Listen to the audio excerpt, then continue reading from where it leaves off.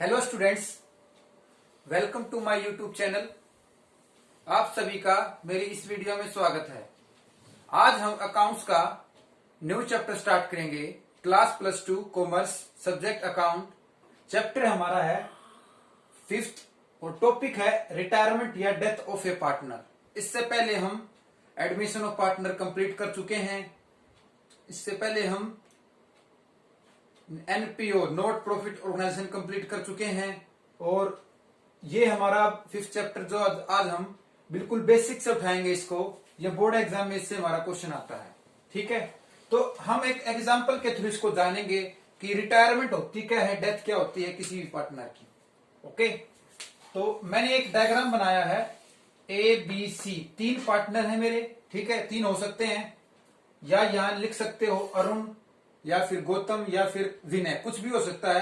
पार्टनरों के नाम हो सकते हैं। मैंने ए बी सी लिया है ताकि आसानी से बच्चे को समझ में आए। अगर ये तीनों मिलकर कोई काम स्टार्ट करेंगे तो सबसे पहले उन्हें क्या चाहिएगी, सोचो। सबसे पहले उनको क्या चाहिएगा, एक जगह चाहिएगी, एक जगह। ठीक है, जिस पर वो अपना काम स्टार्ट कर सकते हैं। देन उसके बाद अगर जगह है तो जाहिर सी बात उनके पास कैपिटल होगी और कैपिटल को लगाएंगे। ठीक है, कैपिटल को लगाने के बाद क्या करेंगे, अपने बिजनेस को स्टार्ट करेंगे। किस तरह की क्या क्या एसेट्स लानी है उनको, या किसी को पेमेंट करनी है, लायबिलिटी का पेमेंट करना है। तो ये सारी बातें हम बिजनेस स्टार्ट करते हुए ध्यान में रखते हैं। अब एक छोटा सा एग्जांपल और लेते हैं। मान लो कि ए बी 3 पार्टनर है। ठीक है, इन्होंने एक बिजनेस स्टार्ट किया। एक शॉप है इनके पास, एक शॉप है। ठीक है, और ये किस जगह पर है, प्लेस। ये प्लेस लिख दिया, जुलाना मेन गली। जुलाना की मेन गली में उनके पास एक शॉप है। ठीक है, और ये शॉप मान लो उनकी किरियाने की है। किरियाने की हो सकती है, जूतों की हो सकती है, या फिर मिठाई की हो सकती है। किसी प्रकार से मान लो कि उनकी दुकान है। उनके लिए सबसे पहले दुकान तो खाली उन्होंने ले ली, लेकिन अब खाली दुकान में थोड़ी बैठेंगे, उसमें कुछ काम करेंगे। उनके पास रॉ मेटेरियल होगा, उनके पास आयरन या स्टील भी हो सकता है, उनके पास ट्रांसपोर्ट भी हो सकता है, उनके पास गुड्स भी हो सकते हैं, बहुत सारा माल हो सकता है उनके पास। तो ये उनकी क्या कहलाएगी, एसेट्स। इसके अलावा लायबिलिटी क्या हो सकती है, अगर किसी से उन्होंने पैसे उधार लिया हो, मान लो उन्होंने लोन लिया हो, ठीक है, बैंक से या फिर किसी अन्य पर्सन से, क्रेडिटर हो सकते हैं, तो वो हमारी लायबिलिटी हो सकती है। पहली बात क्या थी, उनको जगह चाहिए थी, और जगह कहां, उनकी जुलाना मेन गली में। दूसरी बात क्या, उनके पास अब काम चलाने के उनके पास एसेट्स होनी जरूरी है, लायबिलिटी होनी जरूरी है।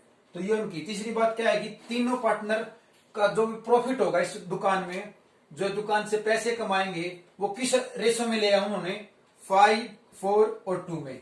इन्होंने ये रेशो बना लिया कि हम आगे फ्यूचर में जब भी हमारे बिजनेस में प्रॉफिट होगा हम इस रेशो में बांट लेंगे, अगर लॉस होगा तो देखा जाएगा। ठीक है, तो उन्होंने क्या डिसाइड करा कि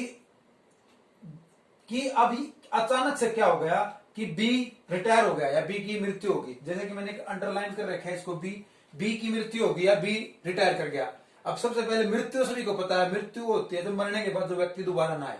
रिटायरमेंट का मतलब क्या होता है, रिटायरमेंट का मतलब होता है अगर कोई बिजनेस स्टार्ट किया गया है, किसी कारणवश वो आदमी बुजुर्ग हो गया या उसको कोई बीमारी हो गई, तो वो कहेगा कि मैं अपने बिजनेस से अब रिटायर हो रहा हूं, क्योंकि मेरे बस की बात नहीं रह रही कि मैं डेली बिजनेस को चेक करूं, अब मेरी वो उम्र नहीं रही। इसी तरह सरकार ने भी 60 साल या 58 साल का रिटायरमेंट रख रखा है। इसी तरह बिजनेस में जरूरी नहीं है कि 58 या 60 का हो, वो आदमी खुद ही रिटायर हो सकता है किसी भी एज में। तो ये बी रिटायर कर गया। मान लो कि अगर बी रिटायर कर गया तो ए बी सी में से बी रिटायर कर गया, कौन कौन रह गया, ए और सी रह गया। ठीक है, अब देखते हैं इस एग्जाम्पल के थ्रू हमारी बुक्स में क्या क्या बातें लिख रखी हैं, क्या हमें वो समझ में आई। सबसे पहली बात देखो क्या है, अगर जुलाना की मेन गली में प्लेस है उनका और उस पर उनकी शॉप है, तो उनके पास क्या बनी बनाई क्या है, गुडविल है। क्योंकि हमें पता है जुलाना की मेन गली जो है, या फिर किसी भी स्टेट की या फिर किसी भी डिस्ट्रिक्ट की जो मेन गली होती है, उस पे आवाजाही ज्यादा होती है साधनों की, व्यक्तियों की। तो क्या होगा, ऑटोमेटिक नजर पड़ेगी उस दुकान पे, इसलिए वो कस्टमर आते रहेंगे। इसलिए बोला गया है कि पहला पॉइंट क्या है, मेन पॉइंट में गुडविल वैल्यूएशन, कि किसी भी जगह की गुडविल, अगर इन तीनों पार्टनरों को बनी बनाई क्या मिलेगी, वहां पर एक जगह मिलेगी और उस पर उसे गुडविल मिलेगी। गुडविल का मतलब क्या होता है कि बनी बनाई प्रसिद्धि, कि अगर हम किसी के घर ना जाके या किसी से हाथ ना जोड़ के डायरेक्ट हमारा सामान बिकने लग जाए, वो हमारी क्या है, गुडविल है, बनी बनाई। कई बार क्या होता है, अगर हम नया काम स्टार्ट करते हैं तो कई दिनों तक हम खाली बैठे रहते हैं, तो उसका मतलब क्या, हमारी अभी गुडविल बनी नहीं है। अगर गुडविल बनी होती तो पहले दिन से ही हमारा काम स्टार्ट हो जाता।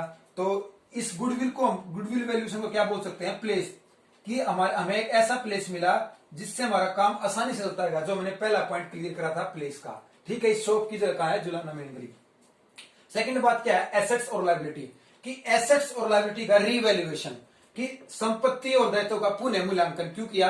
मैंने कहा था कि बी रिटायर कर रहा है, बी रिटायर कर रहा है तो ए और सी में जो ये एसेट्स बचगी वो अब उसका वैल्यूएशन करेंगे। क्यों करेंगे, क्योंकि उन्होंने कहा था कि अगर हम तीनों आगे चलेंगे तो हमारा प्रॉफिट 5, 4 और 2 का होगा। अचानक से बी रिटायर हो गया है, बी का डेथ होगी, तो उन्होंने कहा कि अब हमारा जो एसेट्स है उसकी पहले वैल्यू चेक करेंगे, उसके बाद उसका हिस्सा हम उस पार्टनर को दे देंगे। इसीलिए बोलते हैं रीवैल्यूएशन, दोबारा से उसका मूल्यांकन करना कि क्या रॉ मेटेरियल उस दिन के भाव आज कितना है, या फिर आयरन का भाव कितना है, या फिर स्टील का भाव कितना, ट्रांसपोर्ट कितना है, या गुड्स का माल कितना, ये सारी चेक करेंगे। वो बिल्डिंग कैसी है, रेंट कितना दे रहे हैं, वो सारी चीजों को कंपेयर करके उसका हिस्सा उसको लौटा देंगे, उस एसेट्स और लायबिलिटी का। थर्ड पॉइंट है प्रॉफिट एंड लॉस रेशो, कि लाभ अनुपात ज्ञात करना। देखो मैंने ये रहा प्रॉफिट 5, 4, 2, कि तीनों का क्या रेशो था, ये रेशो था। अगर फ्यूचर में बी चला गया तो अब ये 5, 4, 2 की जगह क्या हो जाएगा, चेंज हो जाएगा। हो सकता है ये रेशो अपना 3, 2 में कर ले, हो सकता है ये अपना रेशो 5, 3 में कर ले, हो सकता है ये अपना रेशो 5, 7 में कर ले, कुछ भी कर सकते हैं। लेकिन बी के रिटायर या अवकाश या फिर मरने के बाद, इससे पहले वो कुछ नहीं करेंगे, इससे पहले ये सेम चलेगा। ये तीन बातें हैं। आपसे पूछा जाए कि रिटायरमेंट और डेथ पार्टनर क्या होता है, तो क्या लिखना है, जब भी किसी व्यक्ति की मृत्यु हो जाती है तो उसके संबंध में जो बातें की जाती हैं वो तीन बातें होती हैं, goodwill valuation, asset and liability revaluation और प्रॉफिट एंड लॉस रेशो निकालना। अब ये तो हमें पता लग गया कि ये तीन बातें ध्यान में रखनी पड़ती हैं। बिजनेस में क्या समस्या आती है अगर किसी पार्टनर की मृत्यु हो जाए, देखते हैं। बाय चांस की बी की मृत्यु हुई थी, अब बिजनेस में क्या है, वो जो घटनाएं घटेंगी, जो समस्याएं आएंगी ए और सी के संबंध में, वो कौन कौन सी हैं। सबसे पहली क्या है, partners retirement death relation between problems, यानी साझेदार के अवकाश या मृत्यु होने पर कौन कौन सी समस्या आएंगी। गुडविल एंट्रीज, कि अगर किसी पार्टनर के मरने से जो गुडविल प्रसिद्धि बनी बनाई थी अब वो चेंज हो जाएगी। क्या चेंज हो जाएगी, पहले तीनों में उसका वैल्यूएशन होता था। अगर मान लो कि 10,000 की गुडविल है तो 10,000 को अगर हम इस रेशो में बांटेंगे 5/11, इस तरह काटेंगे। इसी तरह 10,000 को फिर हम 4/11 इस तरह काटेंगे, तो गुडविल का वैल्यूएशन क्या था। लेकिन अब क्या करना है, अब हमें पता है कि बी चला गया तो एंट्री करके दिखानी पड़ेगी कि अब goodwill account to old partner, जितने भी पार्टनर है उस गुडविल को हम बांट के दिखा देंगे, हमारी बैलेंस शीट में दे रखी है। फिर है गेनिंग रेशो। अब गेनिंग रेशो को सर गेनिंग रेशो कैसे आया, हमारा तो रेशो निकलना चाहिए था। अगर हमारा रेशो 5, 4, 2 था, 3 पार्टनरों का था, अब अगर जाहिर सी बात है बी चला जाएगा तो जो भी प्रॉफिट होगा वो ज्यादा बटेगा, क्योंकि 2 पार्टनर रहेंगे। पहले तीनों में अगर एक चीज तीनों में बटती थी, अब वो एक चीज 2 में बटेगी तो क्या है, किसी को ज्यादा मिलेगी। तो क्या गेनिंग रेशो, गेनिंग रेशो का मतलब क्या है, पहले से ज्यादा मिलना प्रॉफिट में से।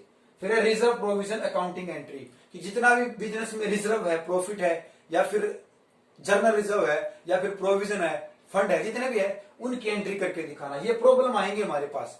उसके बाद रिटायरमेंट पार्टनर पेमेंट, अब अवकाश ग्रहण जिसने भी किया है, किसने किया, बी ने, अब उसकी पेमेंट भी तो करनी होती है कि कितनी वो कैपिटल लाया था, ये ध्यान में रखना होता है, या फिर कितना उसका प्रॉफिट है, ये ध्यान में रखना होता है सारी बातें। और लास्ट में हो सकता है तीनों पार्टनरों की कैपिटल को एडजस्ट किया जाए कि इसके पास इतनी कैपिटल थी, इसके पास इतनी कैपिटल थी। आई होप कि आपको रिटायरमेंट और डेथ पार्टनर का मीनिंग क्लियर हुआ है। ये 2 नंबर का क्वेश्चन हो सकता है। इस डायग्राम को याद रखना, डायग्राम अगर याद है तो आप अपने हिसाब से भी लिख सकते हो। धन्यवाद।